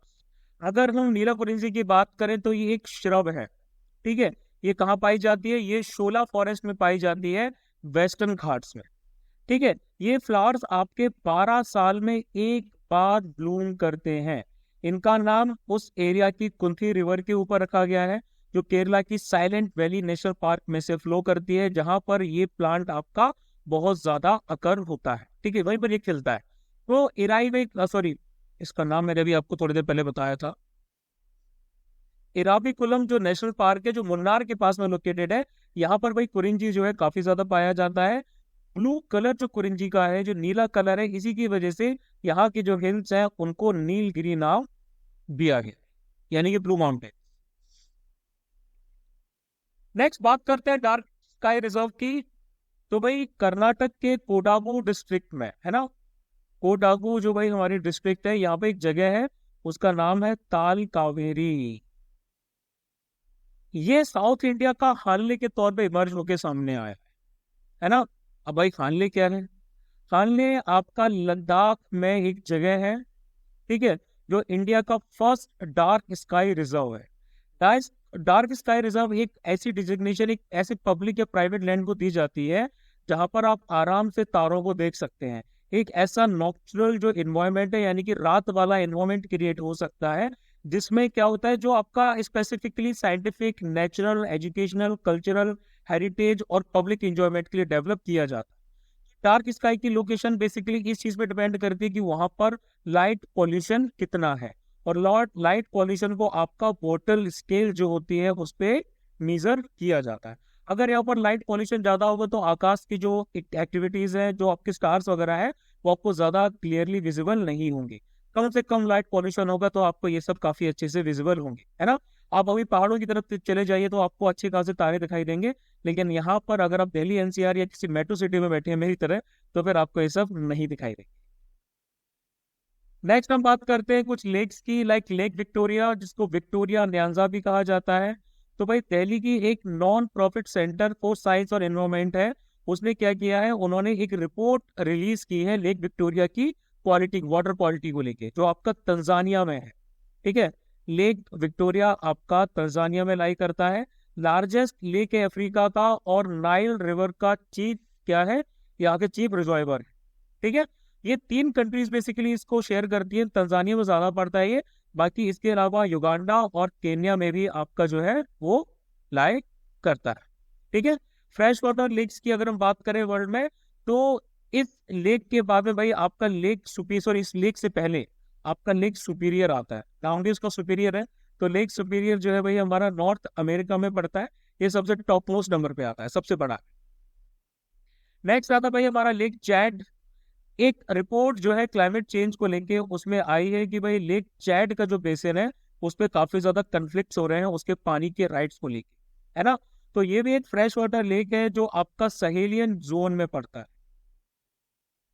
सहेलियन zone west central Africa का जोन है, जहां पर Chad, Cameroon, sorry Cameroon, Niger और नाइजीरिया, ये आपके 4 स्टेट्स हैं, वो यहाँ पर लाई करते हैं। नेक्स्ट आता है हवाई के किलोया वॉल्केनो की तरफ। तो हवाईयन वॉल्केनो किलोया जो है वो फिर से इरप्ट हो गया है। ये एक एक्टिव शील्ड वॉल्केनो है, ठीक है।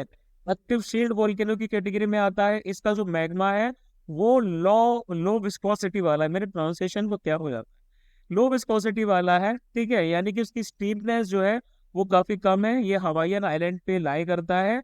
हवाई यूएसए का 8 वॉल्केनिक आइलैंड वाला एक ग्रुप है, सेंट्रल पैसिफिक ओशन में लाई करता है, ठीक है।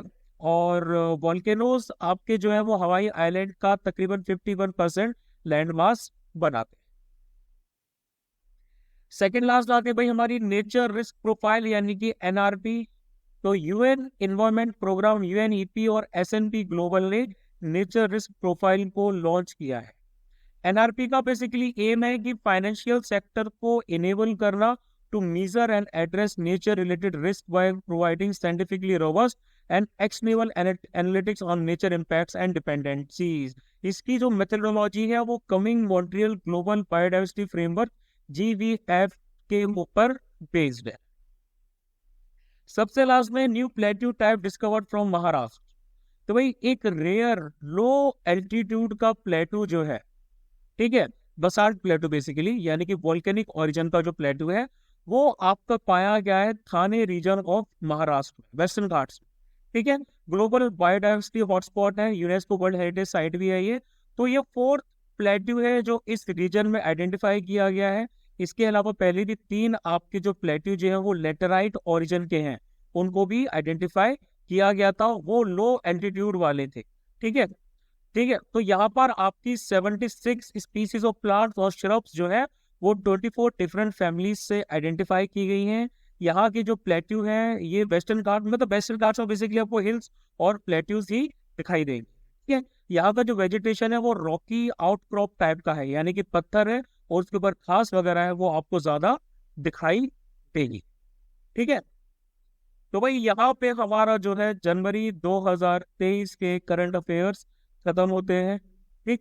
इसके अलावा जो मैंने इसकी शीट है, इसकी जो पीडीएफ है वो ऑलरेडी मैंने शेयर कर दी है टेलीग्राम ग्रुप पे, व्हाट्सएप ग्रुप पे। ये पूरा का पूरा उसका एक्सप्लेनेशन था। कहीं भी कोई भी डाउट आता है तो please do ask me in the comments और else you can ask on the Telegram और व्हाट्सएप ऑल्सो, ठीक है। So do like them, subscribe, share, comment and जो भी करना है करो, जो भी जैसे भी लग रहा है please do let me know. I am trying to improve. मेरी इतनी अच्छी स्किल्स नहीं है यूट्यूब पे प्रेजेंट करने को, देखिए क्लास में ज्यादा अच्छे से प्रेजेंट कर लेता हूँ, but I am learning about this, ठीक है। So I am learning about this, so just do let me know कि how can I improve this. Till that next आपके Feb 2023 के जो करंट अफेयर्स है वो भी जल्दी इसी सीरीज में कंटिन्यू होंगे। चलिए मित्रों, जय हिंद टू यू ऑल।